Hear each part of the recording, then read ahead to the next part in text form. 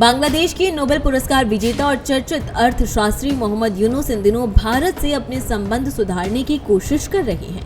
कभी भारत के खिलाफ तीखी बयानबाजी करने वाले यूनुस अब इस सच्चाई को स्वीकार कर चुके हैं कि बिना भारत के बांग्लादेश का विकास संभव नहीं है।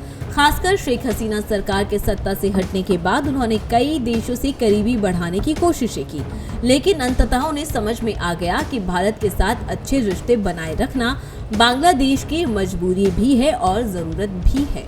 यूनुस ने हाल ही में एक इंटरव्यू के दौरान ये स्वीकार किया कि बांग्लादेश के पास भारत के साथ अच्छे संबंध बनाए रखने के अलावा कोई दूसरा विकल्प नहीं है। उन्होंने कहा कि दोनों देश एक दूसरे पर आर्थिक, राजनीतिक और ऐतिहासिक रूप से अत्यधिक निर्भर हैं, इसलिए किसी भी प्रकार की दूरी दोनों के हित में नहीं होगी। शेख हसीना सरकार के दौरान मोहम्मद यूनुस का झुकाव भारत से हटकर पाकिस्तान और चीन की ओर देखने लगा था।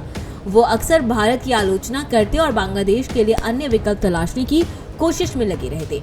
भारत की बजाय कभी वो पाकिस्तान से करीबी बढ़ाने की कोशिश करते तो कभी चीन को बड़ा भाई मानने लगते। हालांकि जल्द ही उन्हें एहसास हुआ कि न तो पाकिस्तान बांग्लादेश के विकास में कोई मदद कर सकता है, न ही चीन पूरी तरह से भरोसेमंद साझेदार साबित हो सकता है। यूनुस के इस बदले हुए रुख का कारण अंतर्राष्ट्रीय स्तर पर बांग्लादेश की बदलती कूटनीतिक स्थिति भी हो सकती है। जब शेख हसीना प्रधानमंत्री थी तब भारत और बांग्लादेश के बीच बेहद मजबूत संबंध थे।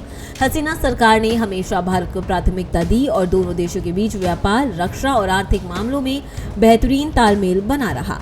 लेकिन जैसे ही बांग्लादेश की सत्ता में बदलाव आया, मोहम्मद यूनुस को ये समझ में आ गया कि बिना भारत के देश आगे नहीं बढ़ सकता। यूनुस ने अपने इंटरव्यू में भी ये कहा कि भारत और बांग्लादेश के संबंधों में कोई गिरावट नहीं आई है, बल्कि कुछ दुष्प्रचार की वजह से गलतफहमियां जरूर पैदा हुई हैं। हालांकि उन्होंने इस दुष्प्रचार के स्रोत का नाम नहीं बताया।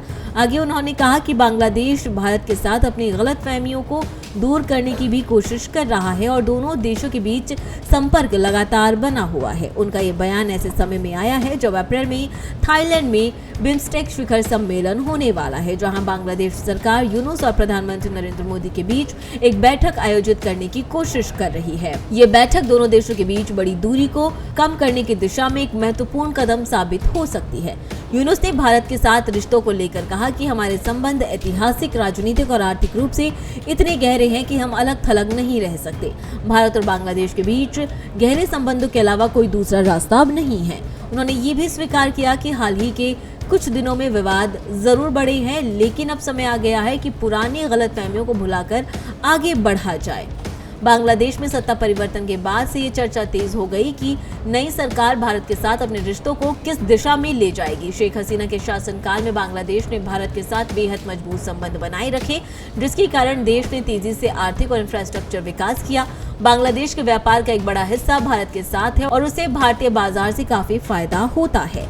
हालांकि जब सत्ता परिवर्तन हुआ तब मोहम्मद यूनुस ने भारत की बजाय अन्य देशों की ओर झुकने की कोशिश की, लेकिन अब जब उन्हें महसूस हुआ कि चीन और पाकिस्तान पर निर्भरता बांग्लादेश के हित में नहीं है, तो उन्होंने भारत से रिश्ते सुधारने की पहल की है।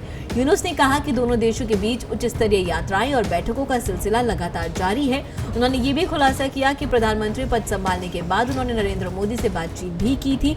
इसका मतलब ये हुआ कि नई बांग्लादेशी सरकार भारत से संबंधों को लेकर गंभीर और पुराने मतभेदों को भुलाकर आगे बढ़ने के लिए तैयार है। अब बड़ा सवाल ये है कि क्या यूनुस सरकार शेख हसीना की इंडिया फर्स्ट नीति को अपनाएगी?